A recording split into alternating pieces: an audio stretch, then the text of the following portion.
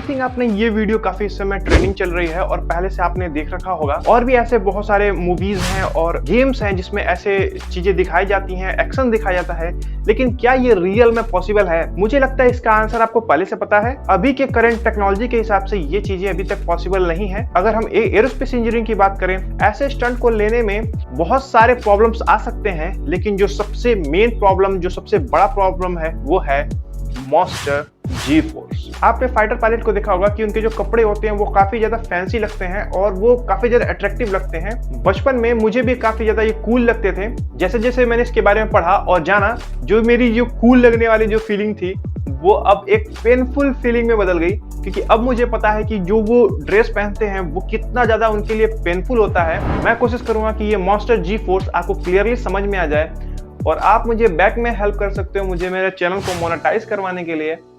और उसके लिए आपको कुछ नहीं करना है, सिर्फ जो रेड का जो सब्सक्राइब बटन है उसको दबा देना है और उसके बाद नोटिफिकेशन बेल दबा देनी है। क्या करें, मजबूरी है। तो सबसे पहले हम जानेंगे कि ये जनरेट कैसे हुआ, क्योंकि काफी ज्यादा ये इंटरेस्टिंग स्टोरी है, तो वो मैं शॉर्ट में आपको ये स्टोरी बताऊंगा।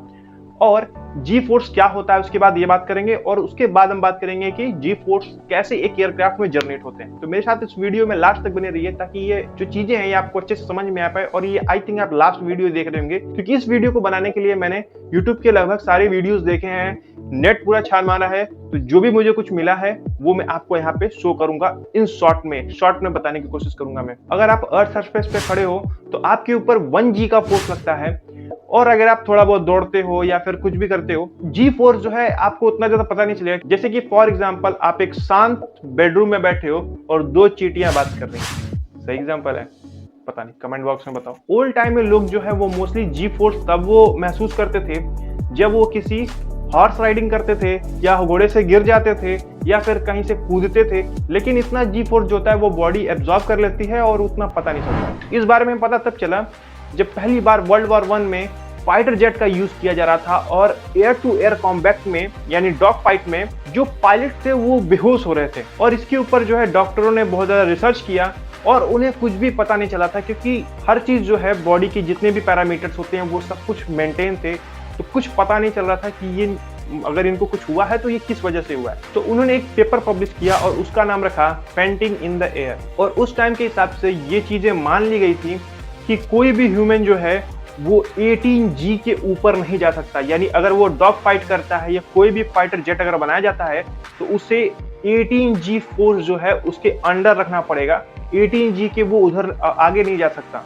लेकिन कुछ कुछ केसेस ऐसे भी आ रहे थे जिसमें इंसान जो है वो 18G फोर्स के ऊपर चला जा रहा था और उसके बाद भी उसे कुछ नहीं हो रहा था, वो बच जा रहा था। तो ये जो पहले एक थ्योरी बनाई गई थी कि इंसान 18G से ऊपर नहीं जा सकता, वो कहीं ना कहीं इसकी वजह से फेल हो रही थी। और इस स्टोरी में अब एक नए कैरेक्टर आते हैं जिनका नाम है जॉन स्टेप। इनको मैं बब्बर शेर का अगर मैं नाम दूं तो कुछ गलत नहीं होगा, सिर्फ ये प्रूफ करने के लिए कि हम 18G फोर्स से भी हम आगे जा सकते हैं। इन्होंने काफी ज्यादा रिस्क लिया। फिर आता है टाइम 1940 का।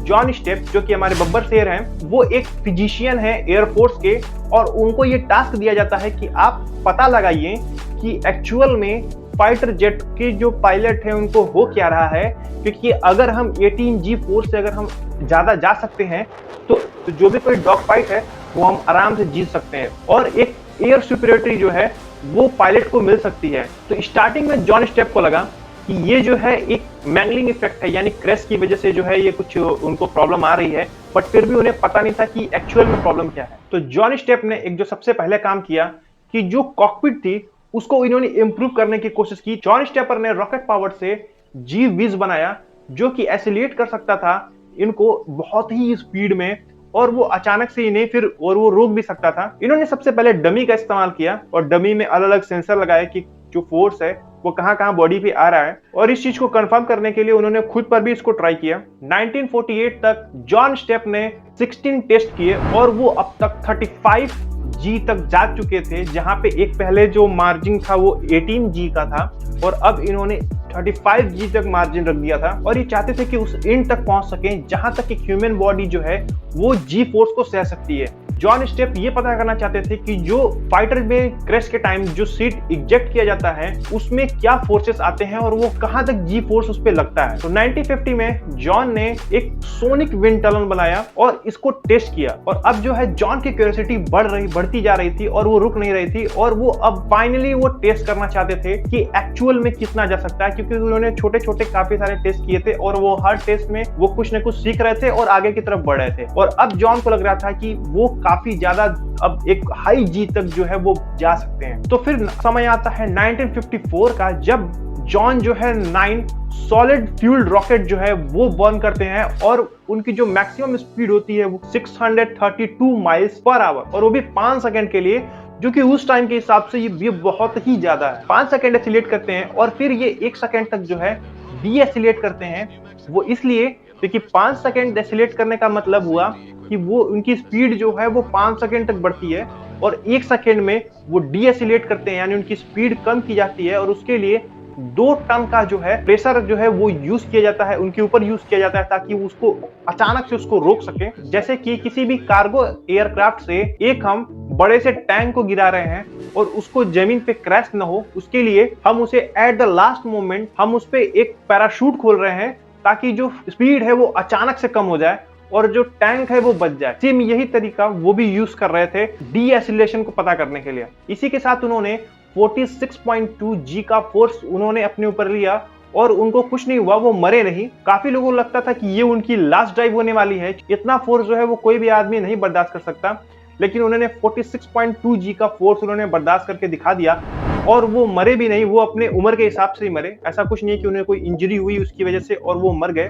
इस टेस्ट के दौरान उनकी जो बॉडी वेट थी वो थी 168 पाउंड। जी फोर्स की वजह से जो उनका एक अपरेंट बॉडी वेट जो बढ़ गया था वो था 7700 पाउंड, जो कि बहुत ही ज्यादा है। अगर कंपेयर करें आप 168 और 7700 पाउंड तो बहुत ही ज्यादा है। और इसी के साथ उन्होंने एक जो वर्ल्ड रिकॉर्ड बनाया और उनको एक टाइटल दिया गया फास्टेस्ट मैन ऑन अर्थ। तो इन्हीं की वजह से हम समझ पाए कि जी फोर्स क्या होता है और जी फोर्स कैसे वर्क करता है, और आज भी हम उसका यूज करते हैं एयरक्राफ्ट को बनाने के लिए। और यहाँ तक कि जो अब जो हाई स्पीड जो कार बन रही है उनमें भी इस चीजों का ध्यान दिया जाता है। तो ये जी फोर्स क्या होता है? तो जी फोर्स कुछ नहीं, एक ग्रेविटेशनल फोर्स या उसको ग्रेविटी फोर्स भी कहा जाता है। बात यह है कि ये एक अपरेंट फोर्स होता है, यानी आप इसको सिर्फ महसूस कर सकते हैं बट एक्चुअल में आप इसे देख नहीं सकते, और ये सिर्फ कुछ टाइम में ही आपको दिखेगा जब आपकी बॉडी किसी फाइटर जेट में होगी या फिर आप किसी रोलर कोस्टर में अगर आप राइड ले रहे हैं तो आपको ये चीज देखने को मिल सकती है। जब हम छोटे थे तो हमें ऐसा लगता था कि हमारे बेड के नीचे जो है कोई भूत है, लेकिन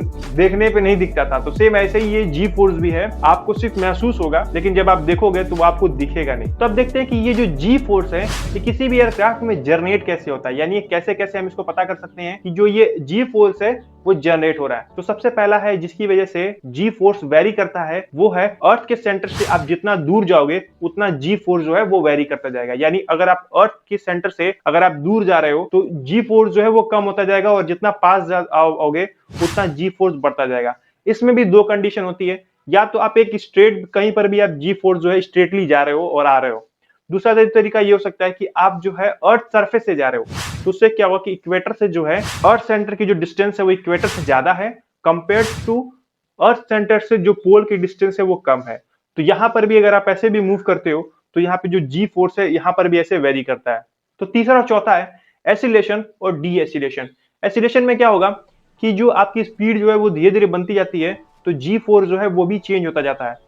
डी एसिलेशन में क्या होगा कि आप अचानक से अगर रुकते हो तो जी फोर्स जो है वो बहुत ही ज्यादा हो जाता है। अगर ये चीजें आपको समझ में ना आ रही हो तो इसी चीज को ध्यान में रखते हुए जो रोलर कोस्टर होता है वो इसी हिसाब से बनाया जाता है कि आपकी एक लिमिटेड जो है वो जी फोर्स आपकी एक बॉडी को डाला जाए ताकि आपको मजा आए, आपको कुछ एक अनोखा मतलब आपको चीजें महसूस हो। इसके लिए क्या करते हैं कि जो रोलर कोस्टर का जो पाथ होता है उसको आप सर्कुलर आप देखोगे, फिर कहीं पे आप एसिलेट करोगे, फिर कहीं पे आप डी एसिलेट करोगे, तो ये चीजें बहुत जल्दी जल्दी होती हैं। तो इसकी वजह से जो है 4-5 तक जी फोर्स जो है वो आप रोलर कोस्टर में महसूस कर सकते हो। अब डिपेंड करता है कि वो जो रोलर कोस्टर है वो कितना बड़ा है और कितने जी फोर्स तक के लिए बनाया गया। तो फिर बात आती है कि आप जो जी फोर्स को है वो कैलकुलेट कैसे कर सकते हैं। तो जी फोर्स को कैलकुलेट करने के लिए 2-3 तरीके हैं। सबसे पहला जो है फिजिकल तरीका जो कि आप यूज कर सकते हो कि आप जो पायलट की जो सीट होती है आप उसमें वेट मशीन लगा दीजिए और वो वेट मशीन जो है वो वेट करती जाएगी कि उसका एक्चुअल में वहां पे वेट कितना हो रहा है। जो उसका एक्चुअल में मास है पायलट का उससे आप उसको डिवाइड कर दीजिए तो वो आपको चीजें क्लियर हो जाएंगी, आपको जी फोर्स मिल जाएगा। दूसरा तरीका है कि आप जो है कुछ फार्मूला जो कि ऑलरेडी ड्राइव किए हुए हैं लेकिन ये सारे फार्मूला जो है पर्टिकुलर कंडीशंस के लिए है, तो आप इसका यूज करके आप जी फोर्स को यूज कर सकते हो। जिसमें मैं एक फार्मूला आपको बता रहा हूँ कि अगर आप एक 60 डिग्री पे अगर आप एक टर्न लेते हो तो जो lift is equal to 2 times weight जो फार्मूला यूज किया जाता है। तो यहाँ से आप वेट निकाल सकते हो और आपको अपना मास पता है तो आप ग्रेविटी निकाल सकते हो।